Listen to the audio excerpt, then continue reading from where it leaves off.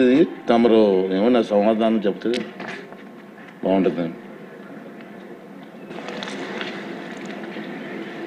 అధ్యక్ష,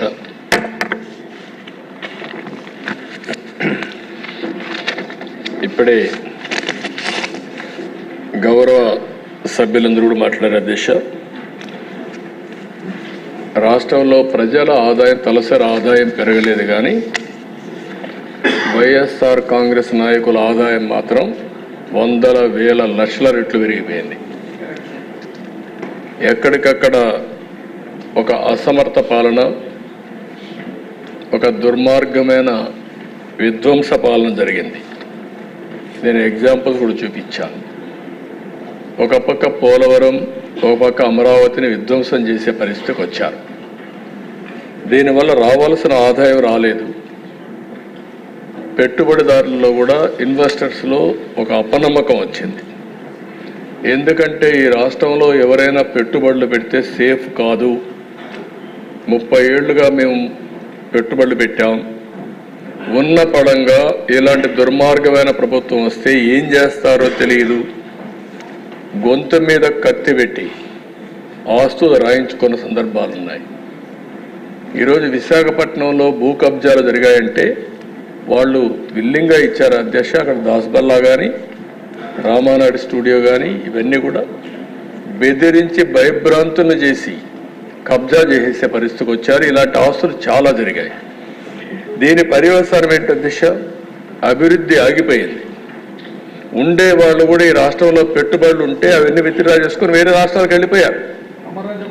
అమర్ రాజా ఒక కమిట్మెంట్తో జిల్లాకు వచ్చారు.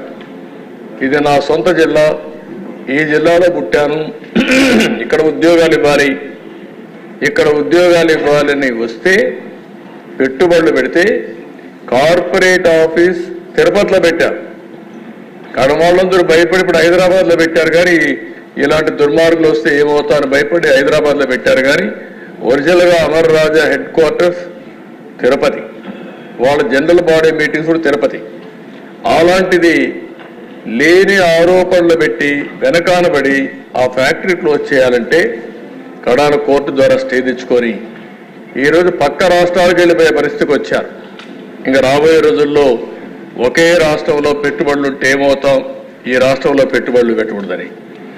అదే లూలు విశాఖపట్నంలో ఒక మంచి షాపింగ్ మాల్, ఎన్నో ఇబ్బందులు పడి ఆయన తీసుకొస్తే వాళ్ళు తరివేసే పరిస్థితి వస్తే ఇలాంటి ఇన్వెస్ట్మెంట్లు ఒకటి కదా దిశ. ఒక్క ఇన్వెస్ట్మెంట్ వచ్చిందా అని నేను అడుగుతున్నా. పెట్టుబడులు లేకపోతే సంపద ఎట్లా సృష్టిస్తామని అడుగుతున్నా. సంపద సృష్టించకపోతే సంక్షేమ కార్యక్రమాలు ఏ విధంగా ఇవ్వగలుగుతామో ప్రతి ఒక్కరూ ఆలోచించాల్సిన అవసరం ఉంది దిశ.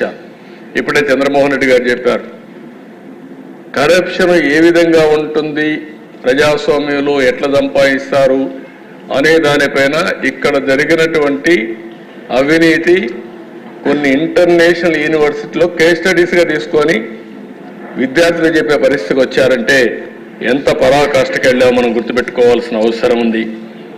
ఇంకో పక్కన ఇక్కడ చాలామంది ఎమ్మెల్యేలు చెప్పారు అధ్యక్ష, మాకు ఐడియాస్ ఉన్నాయి. రఘురామకృష్ణరాజు గారు, చంద్రమోహన్ రెడ్డి గారు చాలామంది అన్నారు. ఈసారి ఎమ్మెల్యేస్లో కూడా చదువుకున్న వ్యక్తులు చాలామంది వచ్చారు. ఐఏఎస్ రిటైర్డ్ ఆఫీసర్లు చాలామంది ఇక్కడ ఉన్నారు. పోస్ట్ గ్రాడ్యుయేషన్ చేసిన వాళ్ళు ఉన్నారు, డాక్టర్స్ ఉన్నారు. వివిధ రంగాలలో బాగా నిష్ఠాతులు కూడా రాజకీయాల్లోకి వచ్చే పరిస్థితికి వచ్చారు. యంగ్స్టర్స్ వచ్చారు. ఈరోజు మీ అందరి ఆలోచనలు కావాల్సిన అవసరం ఉంది. ఈ రాష్ట్ర అభివృద్ధి కోసం అవసరమైతే ఏ విధంగా చేయాలని నేను కూడా ఆలోచిస్తాను. మిమ్మల్ని అందరినీ నిరంతరం మీ ఆలోచనలు ఏవైతే ఉన్నాయో ఆ ఆలోచనలు తీసుకుని ఏ విధంగా ఆచరణలో పెట్టాలనో పెడదాం. దానికి ఒక స్ట్రక్చర్డ్ ఆర్గనైజేషన్ కింద క్రియేట్ చేసి ఇంటరాక్షన్ కూడా నేను రెగ్యులర్ ఇంటరాక్షన్ పెట్టి మీ ఆలోచనలు మీరు ఏ ఏరియాలో ఇంట్రెస్ట్ ఉందో అవన్నీ తీసుకొని ముందుకు పోతాం. ఇప్పుడే రఘురామకృష్ణరాజు గారు మాట అన్నారు, సారీ విష్ణుకుమార్ రాజు గారు. ఇది మన స్టేక్ హోల్డర్స్, మారుమూల గ్రామాల్లో ఉండే ప్రజలు కూడా వాళ్లకు వాస్తవాలు చెప్పాలి. ఇప్పుడే నేను చూస్తున్నాను, మనం అసెంబ్లీలో వైట్ పేపర్స్ పెడితే ధైర్యం ఉంటే అసెంబ్లీకి రావాలి, వచ్చి మీరు చెప్పింది కరెక్ట్ కాదు, ఇది వాస్తవం, ఇది డాక్యుమెంట్ అని చూపించాలి. అట్లా కాకుండా మనం 9,77,000 కోట్ల రూపాయల అప్పని చూపిస్తే కాదు 7,48,000 కోట్లని ఓన్ తీరి చెప్పే పరిస్థితికి వచ్చారు. అంటే ఆ సాక్షి పేపర్లు వేసుకుంటారు, ప్రజల్ని మభ్య పెడతారు, అబద్ధాలతో మోసం చేస్తారు. ఇంకొక పక్క ఈరోజు మాట్లాడుతూ రషీద్ అనే వ్యక్తిని చంపేశారు, నేను ఢిల్లీకి పోయాను చేశాను. ఎవరా రషీద్? చంపిన వాడెవరు, చచ్చిన వారెవరు, ఏ పార్టీ వాళ్ళని అడుగుతున్నా. ఒకప్పుడు మొన్నటి వరకు మీ పార్టీ అవునా కాదా? ఓకే, అది అయ్యింది. 36 మంది చనిపోయారని గవర్నర్ దగ్గరికి వెళ్ళావు, 36 మంది పేర్లు ఇమ్మంటున్నా. రషీదు ఎవరైతే చంపారో వాళ్ళని అరెస్ట్ చేశాం. నీకు ధైర్యం ఉంటే, సిగ్గు ఉంటే, నిజాయితీ ఉంటే నువ్వు పేర్లి, నువ్వు చెప్పినట్టు కూడా నేను ఇచ్చా. నువ్వు చంపిన వాళ్ళకు పేర్లు ఇచ్చా, వాళ్ళపైన కూడా యాక్షన్ తీసుకుంటా. మళ్ళా ఆ కేసులను ఓపెన్ చేస్తా. ఈరోజు నువ్వు చెప్తున్నావు, దానిపైన కూడా నేను యాక్షన్ తీసుకుంటా. సిద్ధమా అని సవాలు విసురుతున్నాను అధ్యక్ష. మాయ మాటలు మాట్లాడద్దు, దొంగ ఏడుపులొద్దు, నంగి మాటలొద్దు. బాబాయిని చంపేసే ఇప్పటికి కూడా ఊకిల్డ్ బాబాయి తెలియదు. చెప్పాల్సిన బాధ్యత లేదా? మాకు తెలియజేయాల్సిన బాధ్యత లేదా? దోషుల్ని నిలబెట్టాల్సిన బాధ్యత లేదా అని అడుగుతున్నారు అధ్యక్ష. మిమ్మల్ని ఎవరన్నా ఉన్నారు, ఆ విషయాలన్నీ కూడా పెడతాను. ఒకే మాట చెప్పాను, ఎవరైనా సరే తప్పు చేస్తే వాళ్ళని శిక్షిస్తాం, మా పార్టీ వాళ్ళని కూడా శిక్షిస్తానని చెప్పాను. అదే మాదిరిగా చాలా మంది మీకు అనుమానం ఉంది, గడిచిన రోజుల్లో హత్యలు చేశారు, అవి మాత్రం మీరు పట్టించుకోలేదని. అవి కూడా వదిలిపెట్టాను, వడ్డీతో సహా చెల్లిస్తా, అది కూడా పెడతాను. ప్రజాస్వామ్యం అంటే తమాషా కాదు. హత్యలు చేయడం, నేరాలు చేయడం, ఘోరాలు చేయడం, ఎదురుదాడి చేయడం, అది రాజకీయ ముసుగులో ఎదురుదాడి చేయాలనుకుంటున్నారు. కానీ ఆ ముసుగు తీస్తాం. నేరస్తులుగానే చూసే విధానానికి శ్రీకారం చుడతానని చెప్పి మరొక్కసారి తెలియజేస్తున్న దిశ. అది చేసినప్పుడే సమాజం బాగుపడుతుంది. అందుకే విష్ణుకుమార్ రాజు గారు చెప్పిన దానిపైన నేను పూర్తిగా సహకరిస్తా. ప్రతి ఒక్క పల్లెలో చర్చ పెడదాం, లా అండ్ ఆర్డర్ పైన చర్చ పెడదాం, ఆర్థిక ఏదైతే అవకతవకలు జరిగాయో, ఈ క్రైసిస్ ఉందో, ఇవన్నీ కూడా పెడదాం. మాట్లాడితే 2,71,000 కోట్ల రూపాయలు బటన్ నొక్కారంట. ఓకే, మీరు బటన్ నొక్కారు. 9,74,000 కోట్లు ఎందుకు అప్పైనాయి? మీరు నొక్కింది 2,71,000 కోట్లు మీరే చెప్తున్నారు. మీరు అప్పులు చేసింది 9,74,000 కోట్ల రూపాయలు ఇప్పటి వరకు. నేను లెక్కలు మొత్తం ఇస్తున్నా, ఇంకా ఉన్నాయి, అవి కూడా తీసుకొచ్చి ఇస్తాం. నయా పైస కోర్టులో కూడా అక్షంతలు, కోర్టులో కూడా కంటెంప్ట్ కోర్టులు వేసి జైలుకు పంపించే పరిస్థితికి వచ్చారంటే దీనికి సమాధానం చెప్పాలనా లేదని అడుగుతున్నా. ఈరోజు ఒక విషయం చెప్పాల దిశ, కొండవాడు కూడా ఇది నేను చేసిన అభూత కల్పన. ఇది ఎవరు చెప్పారు ఈ మాట? మద్యపాన నిషేధం అని చెప్పారా లేదా? మీరు చెప్పి ఏం చేశారు? 2 స్ట్రీములు పెడతారా మీరు? ARET, additional retail excise revenue, 14,275 కోట్లు ఇప్పటికా ఆ స్ట్రీమ్లో వెళ్ళాయి. ఇంకో పక్కన వ్యాట్ డైవర్ట్ చేశారు, స్పెషల్ మార్జిన్ 20,673 కోట్లు పంపించారు. 10 సంవత్సరాలు తాకట్టు పెట్టారు. దీనికి ఆన్సర్ చెప్పాల్సిన బాధ్యత లేదా మీకు? పారిపోతే తప్పించుకుంటారా మీరు? మీరు చెప్పింది ఏంటి, చేసింది ఏంటి అడుగుతున్నా. నేను అడుగుతున్నా, విశాఖపట్నం రాజధాని ఏంటి? రాజధాని ఆస్తుల్ని తాకట్టు పెట్టడం రాజధాని? అందుకే నా దిశ వీళ్ళకు ఒక అలవాటు అయిపోయింది. అబద్ధాలు చెప్పి చెప్పి చెప్పి చెప్పి అబద్ధాన్ని నిజమని నమ్మించే పరిస్థితికి వచ్చారు. ఓసారి అబద్ధం చాలా ఫాస్ట్గా వెళ్తుంది, నిజం కొంచెం స్లోగా ఉంటుంది. కానీ అంతిమంగా నిజము నిప్పు లాంటిది, గెలుస్తుంది, సత్యమే గెలుస్తుంది, దాంట్లో అనుమానం లేదని చెప్పి మరొకసారి ప్రజలు నిరూపించారు. మొన్న అదే జరిగింది. ఎప్పుడూ జరగనటువంటి విజయాన్ని ఇచ్చారంటే వీళ్ళు చెప్పిన అబద్ధాలని మళ్ళా ఇలాంటి వాళ్ళు వస్తే ఏమవుతుందో భయపడే ఓట్లు వేశారు.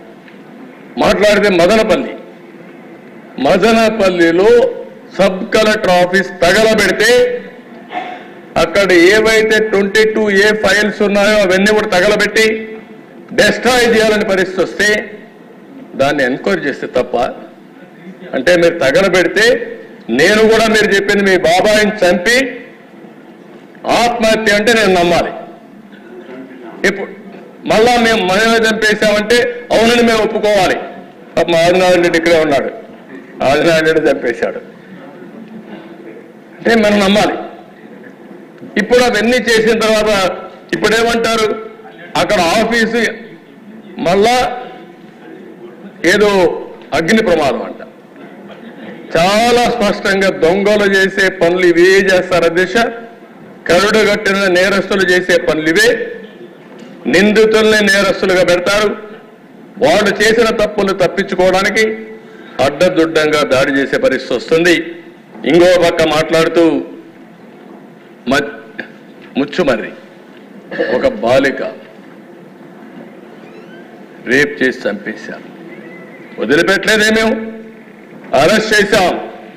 అరెస్ట్ చేయడం కాదు, పోలీస్ స్టేషన్లో పెడితే ఒక అతను చచ్చిపోయినా పర్వాలేదు, తప్పు చేసిన వాడిని వదిలిపెట్టకూడదని శిక్షించే ప్రభుత్వం ఎన్డీఏ ప్రభుత్వం. అక్కడ ఏం యాక్షన్ తీసుకోలేదంట.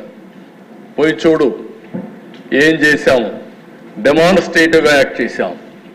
ఎప్పుడైనా ఆడబిడ్డ మీద దాడి జరిగితే మీ 5 ఏళ్లలో ఒక్కరోజు ఒక చర్య ఉందా అని అడుగుతున్నాను అధ్యక్ష. ఎప్పుడు కూడా ఒక్క చర్య కూడా లేని పరిస్థితి వచ్చింది. ఏదో రైతుల ఆదాయం పెరిగిపోయిందని మాట్లాడుతున్నారు. ఏం పెరిగిపోయిందంటే ఆదాయం ఏం ఒరిగిపోయిందంటే రైతులకి నేను GSTPలో చాలా క్లియర్గా చూపించాను. రైతులకు వ్యవసాయంలో వచ్చే GSTP తగ్గిపోయింది, రైతుల ఆదాయం తగ్గింది, రైతుల ఆత్మహత్యలు పెరిగాయి. దేశంలోనే ఎక్కువ అప్పుండే రైతాంగం మన రాష్ట్రంలో ఉండే పరిస్థితి వచ్చింది అధ్యక్ష. ఇలాంటి చాలా ఉన్నాయి. ఏదేమైనా నేను సభ్యులందరినీ ఒకటే కోరుతున్నా, ఇవన్నీ మన ప్రజల్లోకి తీసుకెళ్దాం. మీరు చెప్పింది కూడా కొంతమంది ఎంక్వైరీ కూడా చేయమన్నారు, వేరియస్ ఎంక్వైరీస్. కానీ దీన్ని నేను ఎప్పుడు కూడా పొలిటికల్ విక్టిమైజేషన్ నా జీవితంలో ఎప్పుడూ లేదు.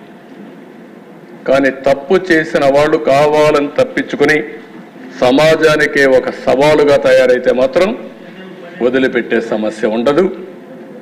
న్యాయం ధర్మం కోసం ప్రజలు ఎన్నుకున్నారు. ఆ న్యాయం ధర్మాన్ని కాపాడడానికి సర్వ విధాల ప్రయత్నం చేస్తానని చెప్పి మీకు అందరికీ తెలియజేసుకుంటూ నేను మళ్ళీ అడుగుతున్న ఈ సభ ద్వారా, ఏమాత్రం విశ్వసనీయత ఈ వైఎస్ఆర్ కాంగ్రెస్ పార్టీకి ఉంటే అది ఒక రాజకీయ పార్టీగా ఉండాలనుకుంటే 36 పేర్లు పంపించండి. 36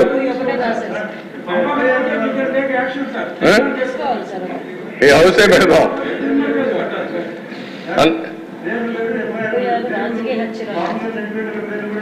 ఆ పేర్లు ఇస్తే దానిపైన మన పేర్లు అట్టగా FIR లో ఉంటుంది కదా, FIR కూడా ఏమంటాం వాళ్ళని, వాళ్ళు కూడా FIR కూడా ఏమంటాం. 36 మంది పేర్లు, అదే 36 రాజకీయ హత్యలు FIRలు కూడా ఇమ్మని డిమాండ్ చేస్తున్నా. అది ఇచ్చిన తర్వాత తెలుస్తుంది. అంటే అధ్యక్ష చాలా జీవితాంతం అబద్ధాలు చెప్పి అబద్ధాల పునాదులపైన పార్టీ పెట్టి ఆ అబద్ధాలపైన బతికి ప్రజల్ని మోసం చేసిన వాళ్ళు ఇవన్నీ మాట్లాడుతూ ఉంటారు అధ్యక్ష.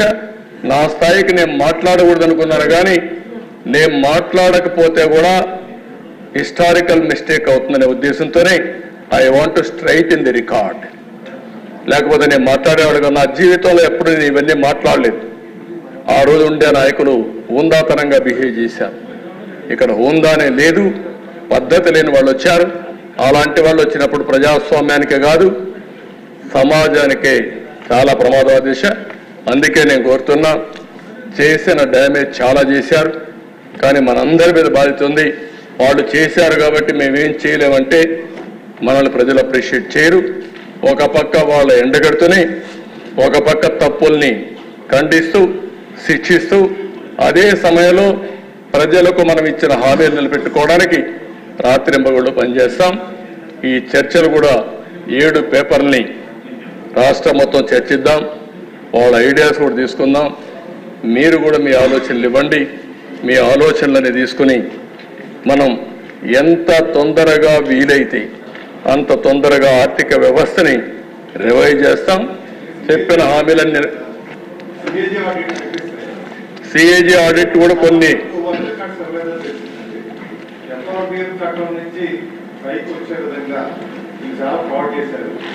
ఒక దొంగ వ్యాపారం చేసి అట్లా చేస్తారు, ప్రభుత్వం అట్లా నడిపారు. ఇందువల్ల చేయాలి, చేయడం చట్టం కూడా చేయాలి. ఇటువంటి చేసుకొని శిక్షించాలని కూడా చేయాలి. భవిష్యత్ తరాలకి ఇటువంటి చేయకుండా ఉండాల్సిన అవసరం. Thank you. రామకృష్ణ గారు చెప్పినట్టు సార్ అధ్యక్ష, సిఏజీ కూడా రికార్డ్స్ ఇవ్వకుండా సిఏజీ ఆడిట్ కూడా జరగకుండా అడ్డుపడిన సందర్భాలు ఉన్నాయి. అవి నా నోటీస్ కూడా వచ్చాయి. అవి కూడా చేద్దాం. పగడ్బందీగా మళ్ళా ఇలాంటి దుర్మార్గులు